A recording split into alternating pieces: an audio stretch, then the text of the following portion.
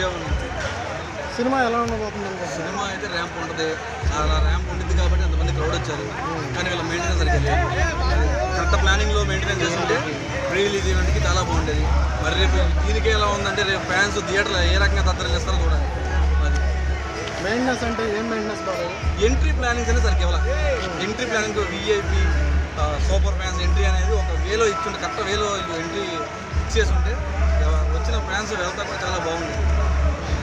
అక్కడ కొద్దిగా కన్ఫ్యూజ్ అయిపోయి ఫ్యాన్స్ అందరూ ఇటెలా తెలియక అందరూ ఒక దగ్గర ఏర్పడిపోయారు. మ్యాక్సిమం ఇక్కడికి వచ్చిన సెక్యూరిటీ గార్డ్స్ కూడా మ్యాక్సిమం రిస్క్ తీసుకోవడానికి తప్పనిచ్చి డ్యూటీ చేయడానికి ఎవరు వచ్చిన ఫ్యాన్స్కి ఇబ్బంది కంట్రోల్ చాలా మంది ఖాళీ చేయి కూడా దెబ్బ తగిలి లొకేషన్ ఆగి ఫ్యాన్స్కి అయితే అసలు వచ్చినందుకు కనీసం ఫేస్ కూడా కనిపించకుండా చేశారు.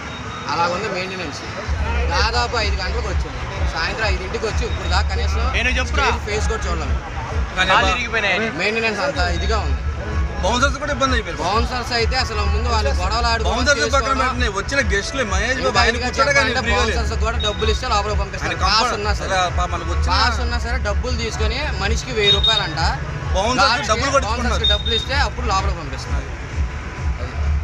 కాబట్టి మీరు చూసుకోండి, అక్కడికి వెళ్ళి తీసిన పర్ల లోపలికి ఒకవేళ పొరపాటు నిన్న కొట్టి లాగేసి బయటికి లాగేస్తారు. పాస్ ఉన్న ప్లేస్కి పాస్ ఉన్న పర్సన్ వెళ్ళినా సరే కొట్టి లాగేస్తున్నారు బయట.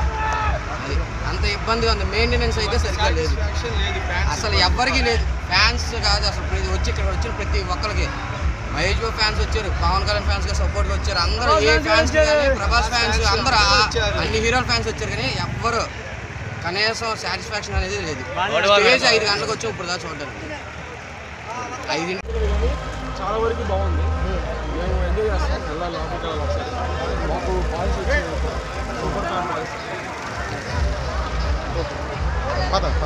మేడం గారు ఎక్కడి నుంచి వచ్చారు? ఇప్పుడు సినిమా ఎలా ఉండిద్ది అనుకుంటున్నారు? పాస్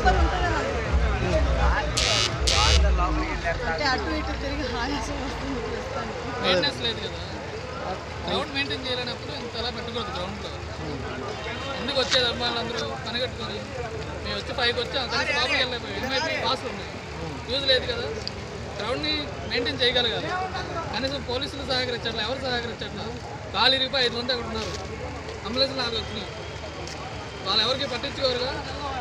ప్రొడ్యూసర్లు కానీ హీరోలు కానీ వాళ్ళకి ఏం తెలియదు కదా లోపల ఉండేవాళ్ళకి. మెయింటెనెన్స్ అనేది కరెక్ట్గా ఉండాలి.